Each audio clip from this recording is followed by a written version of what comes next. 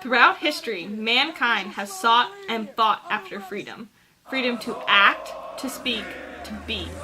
Often, the search for freedom leads to violent conflict. There is no right and wrong, only two sides. We are here to expose the truth.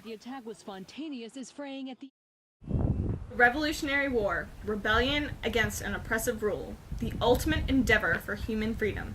Here we have Professor Jebediah McColson, a Revolutionary War know-it-all from College University. Jebediah McColson. Now, the Revolutionary War was all sorts of fun and stuff. You know, I had a good time back then. It was all sorts of good. Obviously, Professor McColson knows nothing about the revolution. Now we turn to Robert Downey Jr., an actual specialist on the war. Besides being a world-famous actor, I'm also a war specialist. Now here's a dramatic reenactment of the Boston Tea Party.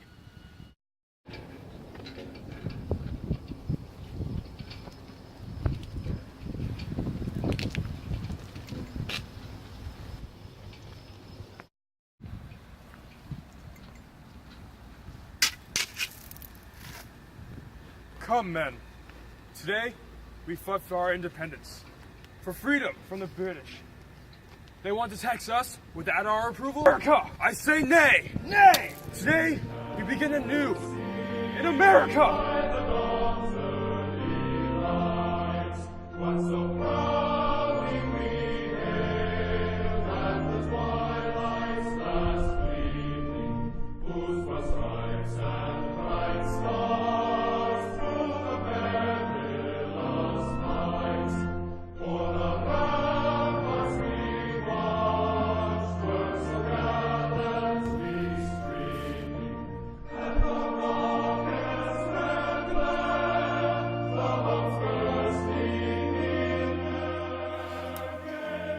The Revolutionary War, Americans' struggle for freedom from oppression. They rose as a small band of rebels to combat their corrupt, overbearing nation. Without their bravery, we would not be the great nation that we are today. We see our founding fathers, the sons of liberty, as freedom fighters who fought for a greater good.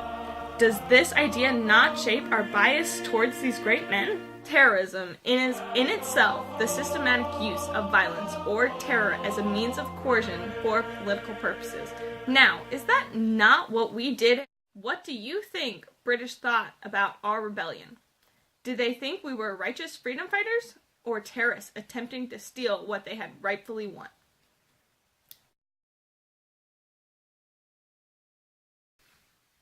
This just in Iran.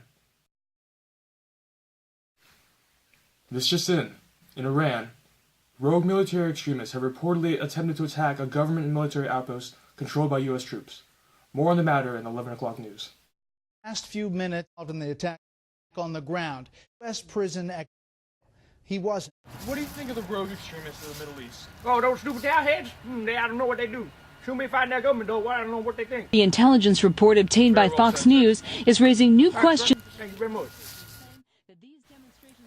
Because of a mixture of our past experiences and the media's language, we portray the entire Middle East as heartless terrorists. Clearly, this representation is unfair and stereotypical, as we have allowed a few rare occurrences to dictate our perceptions and thoughts. This just in Kyiv, Ukraine, some passionate freedom fighters have reportedly staged a protest demonstration outside the nation's capital. More on the matter in 11 o'clock news.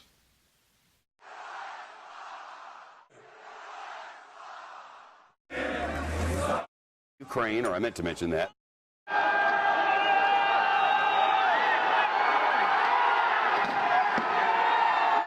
Protesters have received lots of support from outside of their country. This to all of you in the square in Kiev or all around Ukraine. When you look to the West, know that we are looking back at you with great admiration. We wish you a peaceful and safe mission. We wish you the government that you want. And we wish you the strength to carry on. Excuse me, sir. Would you mind if I asked you a couple questions? I mean, yeah, I'm on my way to my band practice. It's fine. It'll only take a few moments. All right, sure, but, guys need their unicycle pumped, but whatever, man. So, may I ask your opinion on the Ukrainian revolts? It's pretty cool, I guess, but I mean, like, we already fought for our rights, so, you know, we're beyond that. But it's cool for them to do that too, you know? Like, I guess because we did it, it's cool that they do it and stuff. And do you have any opinions on how they are actually fighting for their rights? There are many revolts, and the police have been called into action. Do you think it is proper for them to use violence as a way to get what they want? I mean, like, if you're trying other ways, but it's not working. Thank you very much for your time, sir. Just fight, man. Thank you very much for your time, sir. Once I was following daisies, but then they all ran away. Here, the people of Ukraine are depicted as righteous and deserving of their freedoms and desires. Because we, as Americans, agree with their choices and actions, we label them as freedom fighters.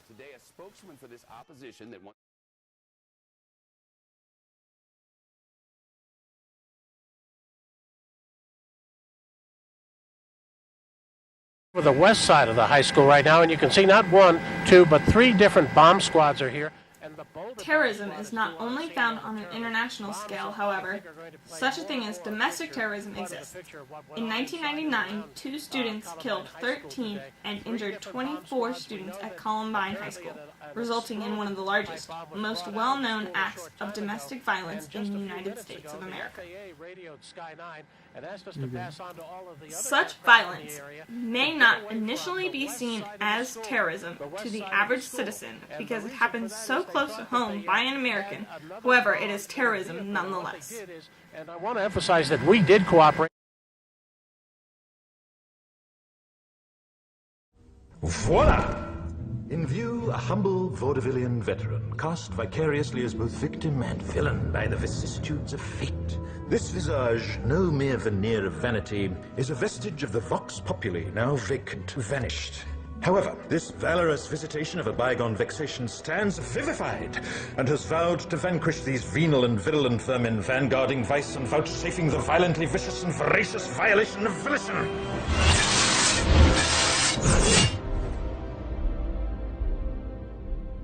The only verdict is vengeance, a vendetta, held as a votive not in vain, for the value and veracity of such shall one day vindicate the vigilant and the virtuous. Verily, this vichyssoise of verbiage veers most verbose, so let me simply add that it's my very good honor to meet you, and you may call me V.